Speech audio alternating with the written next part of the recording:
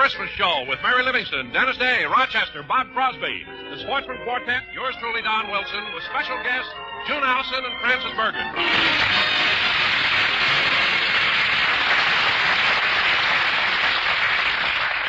And now, ladies and gentlemen, it is with great pleasure and deepest respect that I present the star of our show, a man who's not only the dean of American comedy, but who, like the tide, keeps rolling along month after month, year in and year out, who, despite the wearing of the elements and the ravages of time, only gains in quality, and who, although failing in memory, has managed to grope his way to the microphone. And here he is, Jack Benny.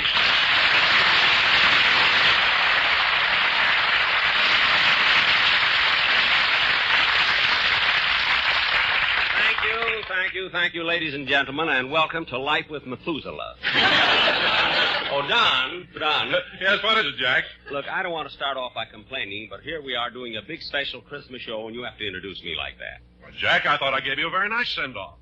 Don, after that introduction, the people won't know whether to expect jokes or organ music. Made me sound 300 years old. Well, believe me, Jack, I didn't mean it that way. Oh, you didn't, eh? Well, look, Don, we have a show to do tonight, so let's... Jack, if I'd had any idea that you would misconstrue what was meant to be a compliment, I certainly wouldn't have said it. Okay, Don, okay, let's forget it now. I can't forget it. I wouldn't say anything to hurt you for the world. All right. As a matter of fact, when I thought of that introduction and told it to my wife, and she said, Donald, that's beautiful. I'm so glad you're not going to say anything to make that old goat unhappy.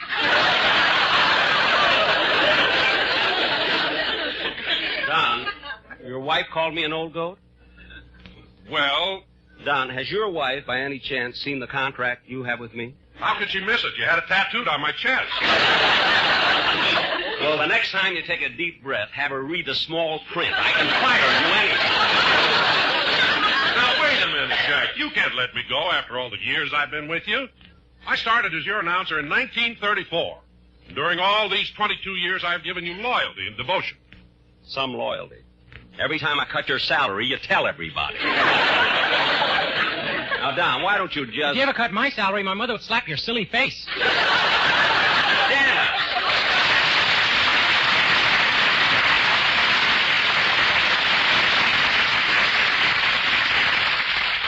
Look, Dennis, I wasn't talking to you. Well, it's about time you did. I've been here since 5:30 this morning.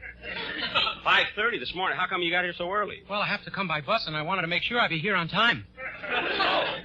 How far do you live from here? 3 miles. Well, if you only live 3 miles away, why did you start out so early? Who knew I'd take the right bus?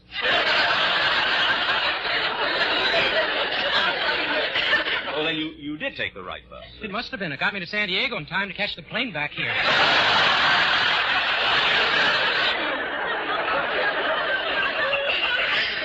Wait a minute, Dennis. You took a bus to San Diego and then flew back here to Los Angeles. Now, why would you do that? Well, the only way I know how to get to the studio is from the airport. Now, cut that out! Now, where was I? Oh, yes. And now, ladies and gentlemen... You want to fire me? Go ahead. Huh? You need me on this show. Look, Don. How many laughs would you get if I were a big, fat slob? Don, nobody's firing you, and nobody's mad, so just forget about the whole thing. Will you? Hello, Jack. Well, Bob Cross.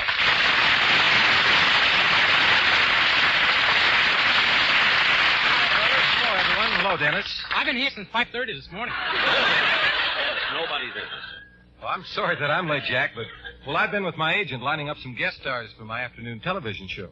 Oh, that must be quite a problem when you're on every day like you are. Well, Jack, we've managed all right so far. I don't see how you do it. You know, the trouble I have getting guest stars for my TV show, and it's only on every other week. Well, Jack, we've worked out an entirely different system for getting guests than the one that you use. How does yours work? Well, we pay them. Bob, you pay your guest stars? Yeah, you ought to try it sometime. Look, it's your system. Why should I steal it? Now, how about a song, Bob? Okay.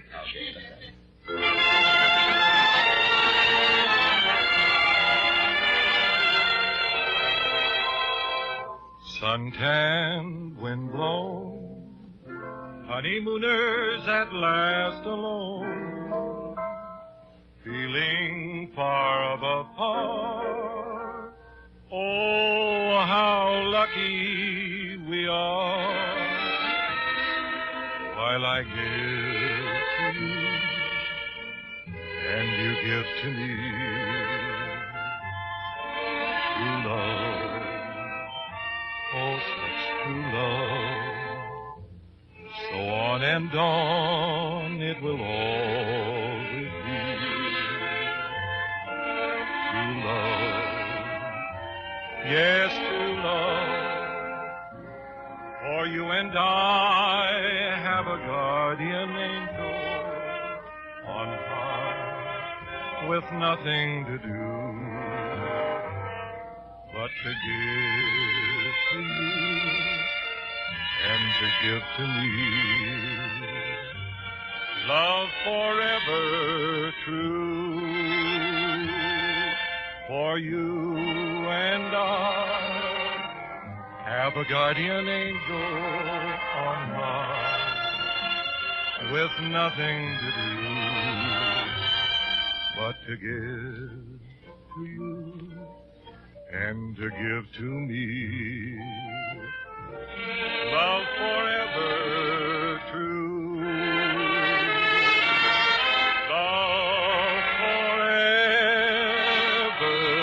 true.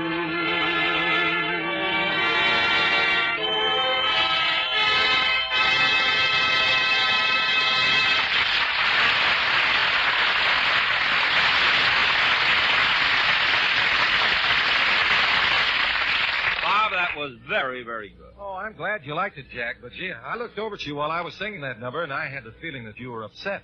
Well, it had nothing to do with your singing, Bob. I just thought that since we're trying to do a big, classy show tonight, you should have hired some other musicians instead of my regular orchestra, the same gang. A different orchestra? Well, Jack, I think this is one of the finest musical aggregations that I've ever worked with. Oh, you do, eh? Mm-hmm. Well, Bob, I'd like to ask you a question. Let's say about Don Rice, for instance, the bass player. Don Rice? And nobody slaps the bass like he does. That's what I'm getting at. Why is it he always sticks his hand in a bucket of water before he slaps the bass? Force of habit. What? Well, he used to work in a brewery slapping labels on beer bottles.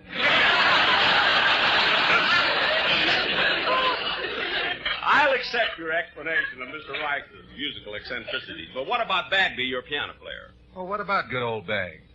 Well, Bob, I won't say anything about the fact that he's on parole. But he can't read music. He doesn't know the white keys from the black keys. I never saw such a crazy-looking piano. Now, what's that extra pedal for? Well, that was Bagby's idea. 4 pedals on a piano? What are they? Well, they're soft, medium, loud, and gas.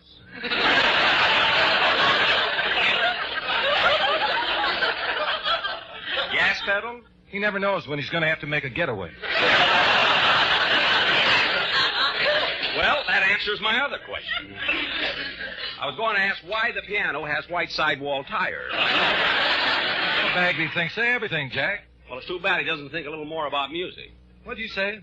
I said it's too bad he doesn't think a little more about music. Oh, no. Bob, you know as well as I do, not only does Bagby play by ear, but if it isn't in the key of C, he can't play at all. Oh, he can't, huh? Okay, Jack, you asked for it now. Bagby. Yeah? Come here a minute. Well, you said that all he knows is in the key of C. Well, let's find out. Go ahead and ask him anything at all. Okay. Now, Bagby, how about something with 3 sharps? Okay, Charlie, go ahead. Give him something with... Well, think hard, Charlie. Come on. Oh, I know. The Andani movement from The Barber of Seville by Gillette. Wait a minute. Let me get this right. The Andante movement from The Barber of Seville by Gillette. 3 sharps? Look sharp, feel sharp, feel sharp.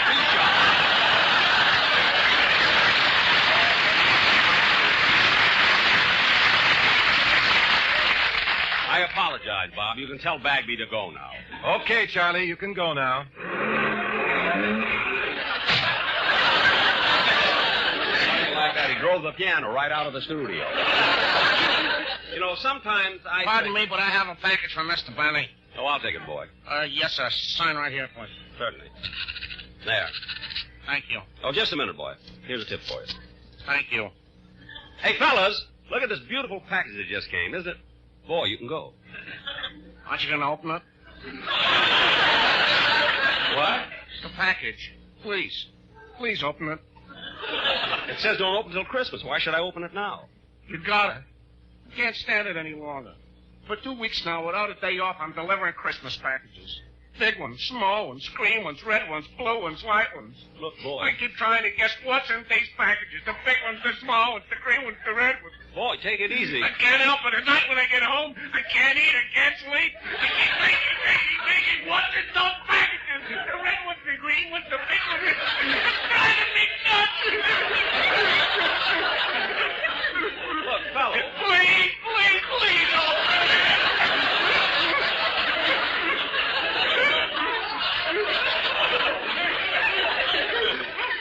All right, I'll open it. He can open it. Hurry. Well, control yourself. I'm opening it. There, it's open. It's from my old friend, Julius Seneca. I don't care who it's from. What is it? Here, you see, it's an ashtray. Oh, goody. It's an ashtray. Now I can sleep tonight. Jingle bells, jingle all the way. Oh, what fun it is to know and can use your good day.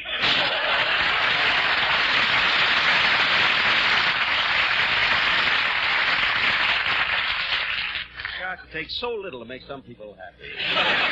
Well, to get on with the show, ladies and gentlemen, I'd like to introduce... Don, would you get the phone, please? Get it yourself. I'm not working here anymore. Don, I didn't fire you. I'm not going to do anything. I'm just going to sit here. I've been here since 5:30 this morning. Oh, for heaven's sake! Hello? Hello, Jack. This is Mary.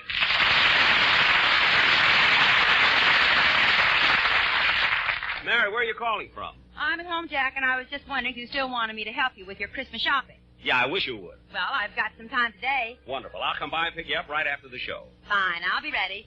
Oh, and by the way, Jack, I meant to thank you for giving me my Christmas bonus in advance. That's all right, Mary. What'd you do with it? I added $5 to it and gave it to my maid for her bonus. That's nice. Well, I'll see you later, Mary. Okay, bye, Jack. Bye.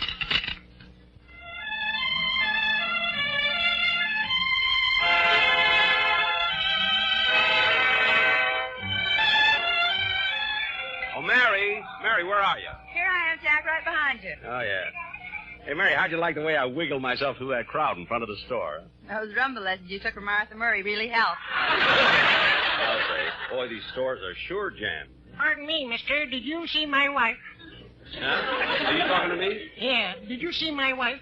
No, I haven't. As a matter of fact, I don't even know your wife. And how do you know you didn't see her? Now, mister, how could I... Can't stand here jabbering. I better go look for her. Chloe! What did I do with that shopping list I had? Oh, here it is, Jack. Oh, yes. Now, let's see. I've already gotten gifts from my producer, my sound man, and my script girl. But, Mary, I still haven't got anything from my sister Florence in Chicago. Have you got any ideas for her? Gee, I don't know. It ought to be something nice. You know, Mary, I have no brothers and no other sisters. Florence is my only close relative. I ought to get her something nice. What'd you get her last year? A pencil sharpener. Oh, how sweet, Jack. But then she is your only sister. We've always been very close. She writes to me all the time, you know. When you have a house full of sharp pencils, you got to do something. Mary, don't be so... Oh, I'm terribly sorry. Oh, that particularly... Well, hello, Mr. Benny. Well, Mr. Kitson.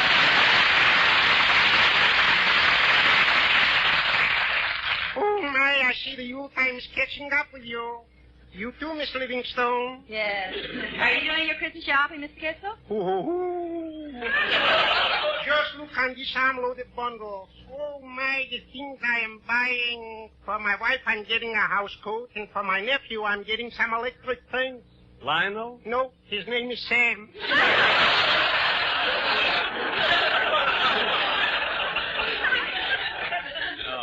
Well, excuse me, Mr. Benny. I got to run over to the liquor department to buy a present for my brother. I'm going to get him some of that expensive imported brandy. Oh, Napoleon? No, his name is Lionel.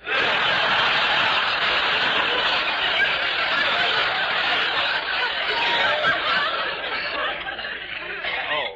Well, I got to bid you goodbye, Mr. Benny. Goodbye, Mr. Kitzel, and Merry Christmas. Merry Christmas, Mr. Kitzel. Same to you.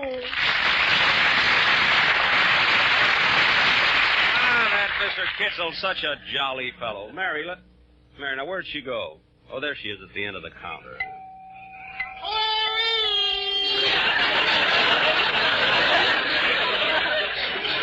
May I wait on you, miss? Yes, I'd like to get something for a gentleman. A gentleman, your husband? No, my boss. I've worked with him for an awfully long time, and I'd like to show my appreciation.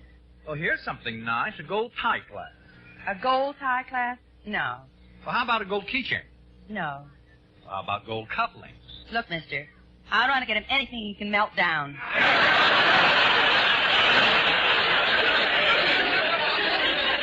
Gee, I wish I could think of something. Well, if he's your boss, you'll want to get him something nice. After all, he's responsible for your bread and butter. Only bread. Oh. Well, tell me, miss, what kind of a man is your boss? Oh, there's nothing unusual about him. He's average height, average weight. How old is he? Well, he says he's around 39. Around 39, huh? Yeah, but I think it's the second time around. Well,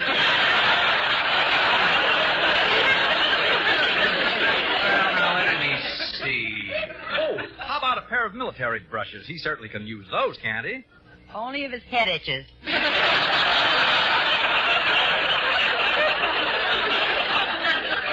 he is quite a problem. Well, perhaps I could help you better if you told me how closely you two are associated. Are you engaged? No, we're not. Well, is he your boyfriend? No, as a matter of fact, he treats me more like a sister. How about a pencil sharpener?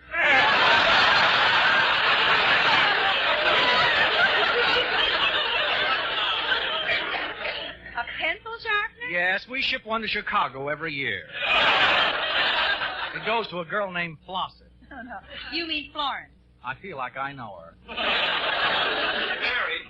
Mary, let's not keep losing each other. I spend more time... Hello, Mr. Benny. Oh, hello. It's on its way to Chicago. Oh, wait a minute. This year I'm not going to get my sister... I'm going to get my sister something different. Oh, you are.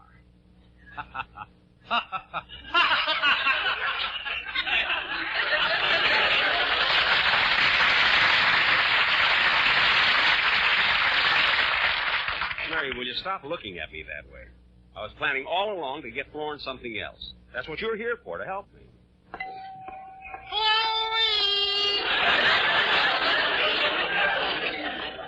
Let's see, now, first... Say, Jack, I just thought of something. What, Mary? Your sister Florence has a hi-fi set, hasn't she? Yeah. Well, here's the record section. Maybe you could send her a nice album. Hey, that's an idea. Let's have a look. Now, this is a wonderful record department.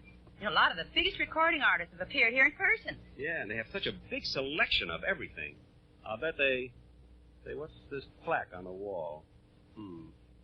Elvis Presley shook here. Here's some show albums. My Fair Lady, Most Happy Fellow, Mr. Wonderful. Now, Jack, don't buy up the whole store. Well, Francis Bergen.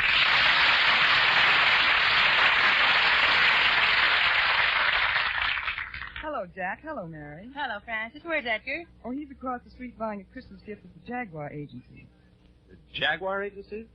Yes. He's picked out a gorgeous car, but it's blue, and now he's wondering if he should be giving a yellow one. You mean Edgar gives a Jaguar for a Christmas gift and he's fussy about the color yet? Well, naturally, Jack. After all, it's for his only sister.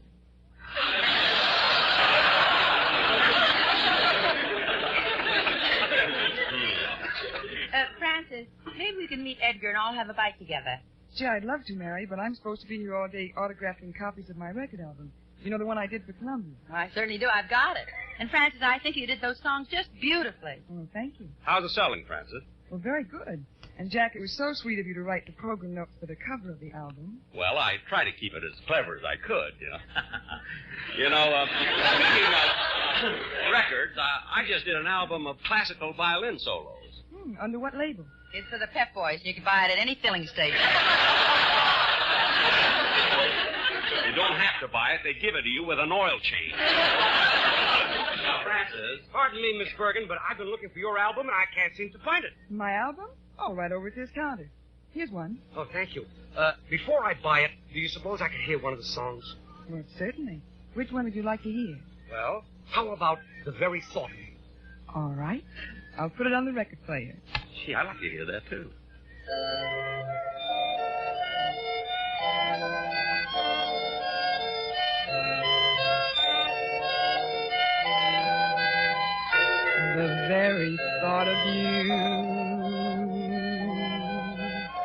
and I forget to do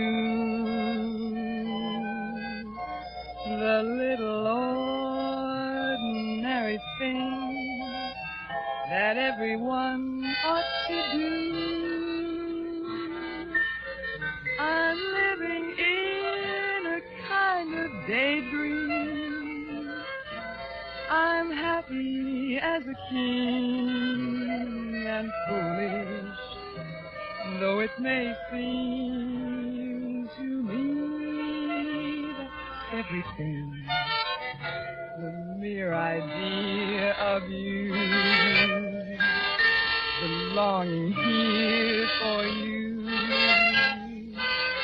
you'll never know how slow those moments go till I'm near to you. I see your face in every flower, your eyes in stars above.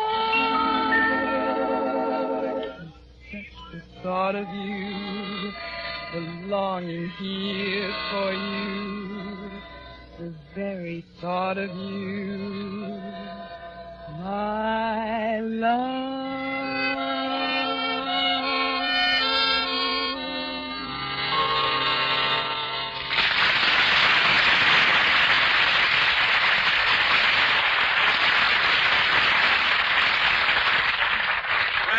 Frances, that was just wonderful. Oh, it certainly was. I'm so glad you asked me to write the program notes on the cover of the album. I'll take that record, Miss Bergen. Would you mind autographing it for me? Not at all. Right here on the label, please. Okay. There you are. Thank you. And you can keep the cover. That's the corniest thing I've ever read.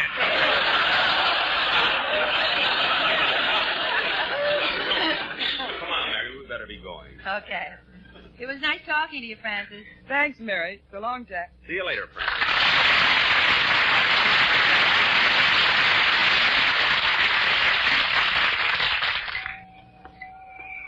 Jack, I thought you wanted to get your sister some records. I did, but on second thought, it's silly trying to pick out a record for her. I might send her something she's already got. I wonder what I can... Mister, are you sure you didn't see my wife? Look, I'd like to help you, but I don't know what your wife looks like. Has she any identifying marks? Well, she's got a birthmark on, never mind, I'll look for her myself.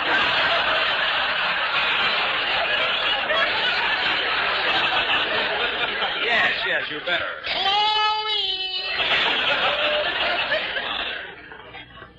It's so hard to know what to get for Florence. Say, Jack, here's the jewelry department. They're having a big sale on watches. Watches? I don't know. My sister already has 2 wristwatches. Only got 2 arms. I know. I could get her a dozen handkerchiefs. That's silly. She only got 1 nose.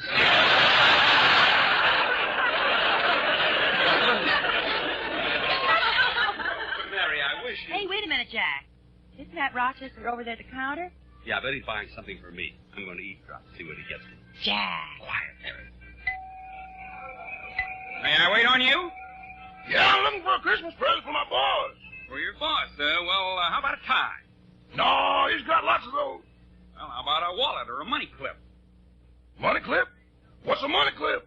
Well, you know, it's a thing to hold your folding money. I've never had any that folds. How's it work? Well, it's a spring-like metal clip that holds the money tight. He's got a fist that does that.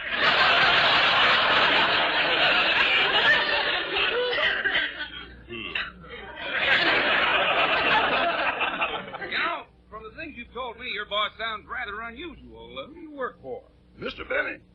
Jack Benny? Uh-huh. Wow, what are your duties with Mr. Benny? Well, besides being his rumba partner, I'm his personal secretary, legal advisor, attorney at law, and I used to select the scripts for the movies he made. You picked his movie? He had to blame somebody. Well, I don't agree with you. I think that Mr. Benny is a great entertainer, whether it's stage, screen, radio, or television. And as far as I'm concerned, his last TV show was one of the funniest things I've ever seen. You keep talking like that, you'll be in line for a pencil sharpener. Come on, Mary, I heard enough. Mary, I still don't know what to get. Well, Mr.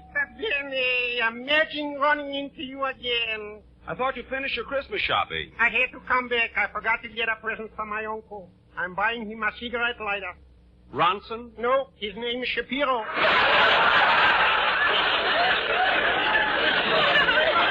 on, Mr. Kissel. Too long.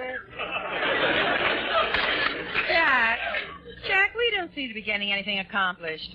Look, Mary, you don't buy the first thing you see, you know. Well, I'll make it easy for you. If you like, I'll go and pick out a nice pair of stockings for your sister. Mary, if I want to send my sister stockings, I could pick them out myself. Didn't I send you a beautiful pair for your birthday?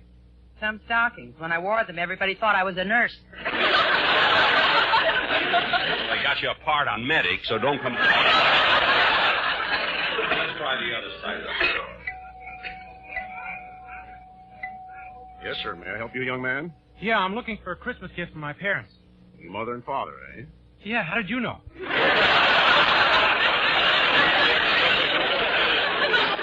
I just figured it out. Yeah, I wonder what Mother would like. Oh, say, I know. I'll get her one of these. What size is this one? 38. No, that'll be a little too small. What size is this one here? That's 44. Oh, that's fine. Put some bullets in it and wrap it up, huh?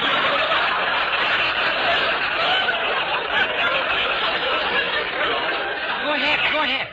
Frankly, I'm a little reluctant to sell this to you. Does your mother know how to use a gun? Oh, sure. She's a crack shot. Every morning she practices shooting an apple off my father's head. You know. Yeah, she only missed once. Now it doesn't make any difference if Pop sits in front of me while I'm watching the television.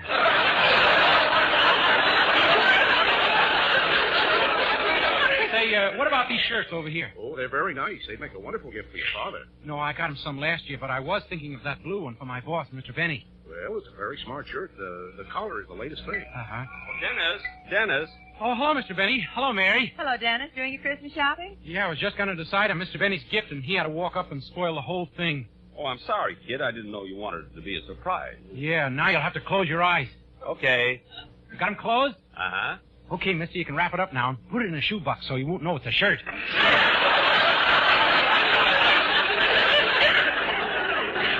I open my eyes now? Yeah. Gee, that was a close one. Mr. Benny, is he always this way? Only when he talks. When he sings, he's a different person. I'm a regular Jekyll and Hyde. Yeah. Go ahead, Dennis. Show him how you can sing. In which voice? What? The Jekyll is a bass. Cut that out and sing your song. Okay.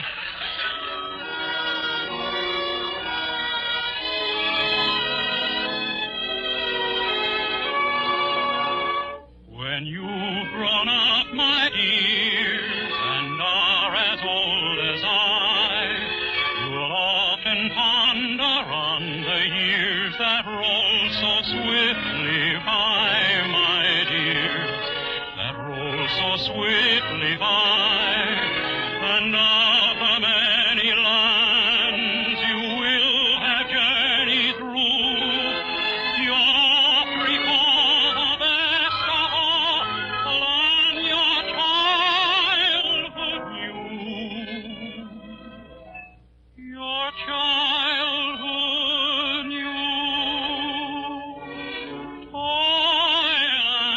Toyland, little girl and boyland, while you dwell within it, you are ever happy then.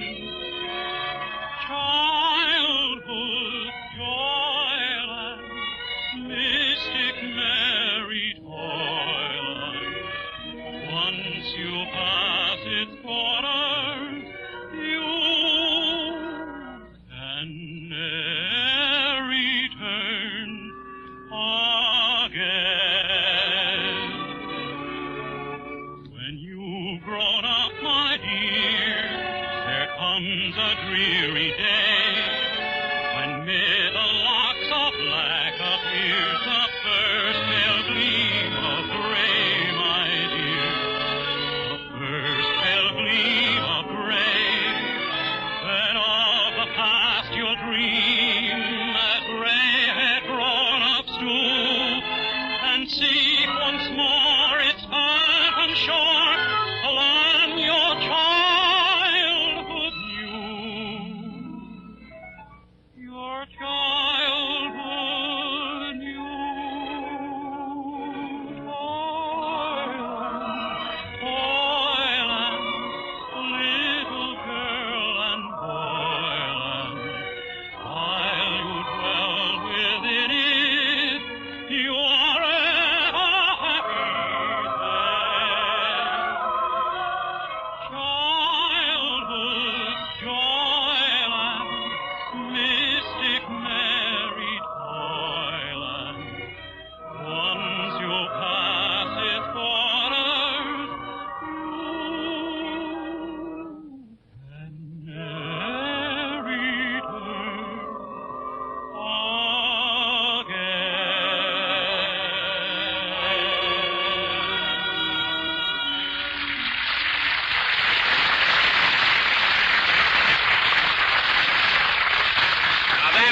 real good. You see, mister, I told you, when Dennis sings, he becomes an entirely different...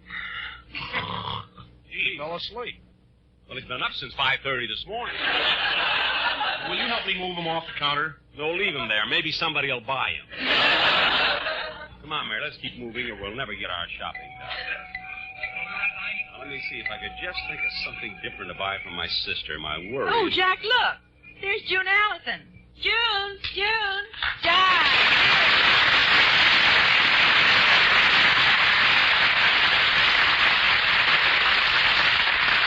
Hello, June. Hello, June. You look wonderful. Oh, thank you, Mary. I haven't seen you since we were shopping together in London last summer. And, Jack, I'm so glad I ran into you today. I want to thank you very much for remembering me. Oh, did you get my present already? Oh, no. Just the card telling me you were going to send me one. Jack sent you a card? Uh-huh. I think I've got it here. Oh, yes, here it is. I'm sending you a present. The 25th is the date. So you'll have plenty of time to reciprocate. Isn't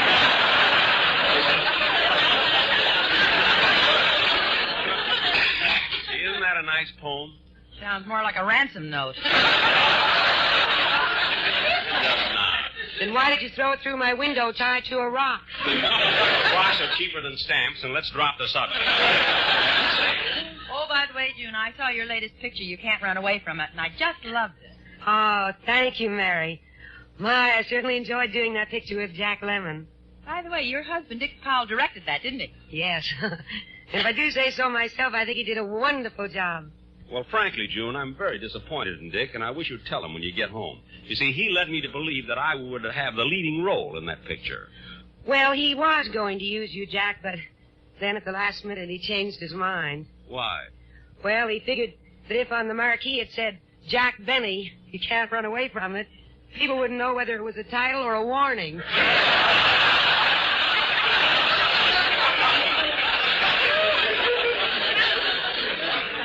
Tell Dick not to be so smart. I remember when he couldn't get a job in this town. You can remember when Ethel Barrymore auditioned for Rebecca of Sunnybrook Farm.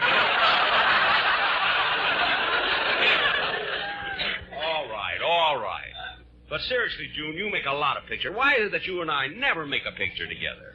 Well, I know you're popular here, Jack, but the trend now is to make pictures for the international markets. But they love me over there. Look at the Palladium in London last summer. You were there, you remember. Right in the middle of my act, the audience stood up and cheered for 10 minutes. Oh, yes, I remember. That was the night the Queen walked in. Yeah,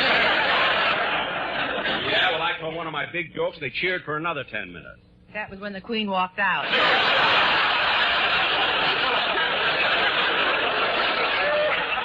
Walked out. Mary, why is it you Hey, Jack, look at that strange package that woman is carrying. Where? Over there. Looks like Dennis Day's head sticking out of it. Somebody did buy it. Well, I've got to run along. Okay, June, give my best to... Hey, June, why are you limping? Oh, it's nothing too bad. You know, a strange thing happened. When I came downtown to go shopping, I stepped off the curb and some idiot driving a piano ran over my foot.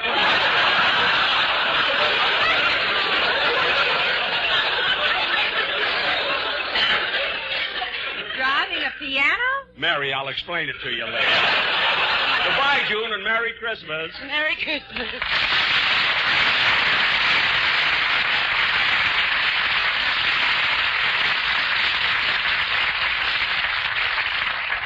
Now, Mary, I don't want to be here all day. I'm going to get that other present for my sister. Let's go over to the perfume counter. Well, Jack, I've got some other shopping to do, so I'll meet you there later. All right, Mary, don't be too lost. Yeah, I wonder what kind of perfume I... Oh, there you are. What? Where is he? Oh, for heaven's sake. Why do you keep asking me about your wife? I told you I don't know what she looks like. Well, here, I'll show you a picture of her. See? This? This is your wife? Yeah. Seems silly of me to keep looking for her, don't it?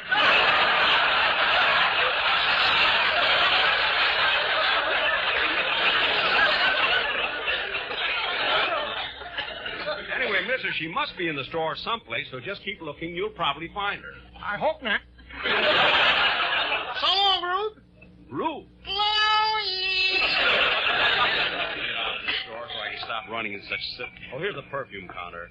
Must be something nice here for my sister. Oh, clerk. Clerk. What can I do for you, sir? Are you the salesman here? Yeah.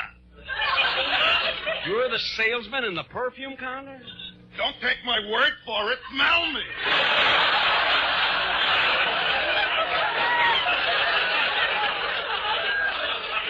I'll take your word for it. Thank you. Now, what kind of perfume would you like to buy? Well, what kind have you got? I've got taboo, temptation, shocking, white shoulders, surrender, and you should excuse the expression, my sin.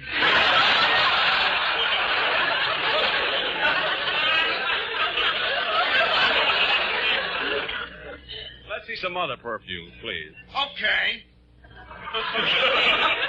We have some very nice imported ones. Evening in Paris. Uh-huh. Midnight in Madrid. Uh-huh. And here's a domestic one. Morning in the smog. Are they bottling it now? Why not? We got enough of it. A small bottle of perfume right here. That comes to $5.80 with the tax. Well, okay, I'll take it. Oh, Jack. Here I am, Mary. Well, I finished all my shopping. How about you? Find anything for your sister? I sure did. I'm getting her a nice bottle of perfume. Well, I'm glad that's over. Now, where do you want this sent? It goes to 185 Pine Street, Chicago, Illinois. 185 Pine. Oop. The pencil broke. Do you happen to have a knife on you? No, I don't. Well, I can get it with my fingernail. You know, of all the presents I get for Christmas, you'd think someone would send me a pencil sharpener.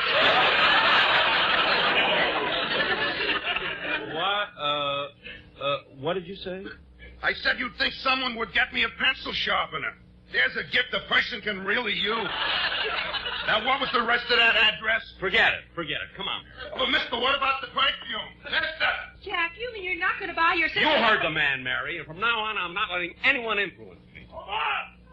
Mary, I can hear Rochester calling me, but I can't see him. Oh, here, Bob. There he is, Jack, behind that gift wrapping counter. Rochester, what are you doing there? I came down to the store to do some shopping, and they gave me a job. Well, Rochester, you're my butler. How can you work for somebody else? Oh, but boss, I can use the money. They pay $3 an hour. I don't care how much they... What did you say? They pay $3 an hour. Well, move over. Tonight, I belong to somebody else. Yes, tonight, I belong to...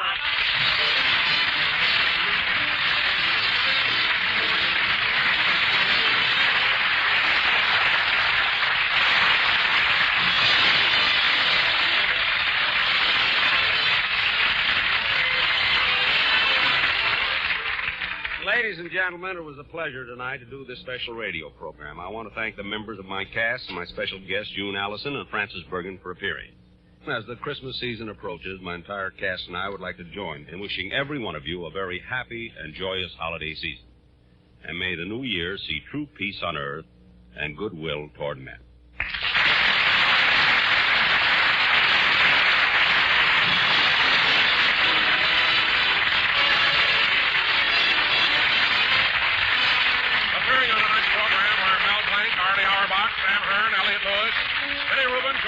Herb Vigran, and Charlie Bagby. The Jack Money program was written by Sam Perrin, George Walter, Al Goldman, Al Gordon, with music conducted by Millen Merrick and produced by Hilliard Mark.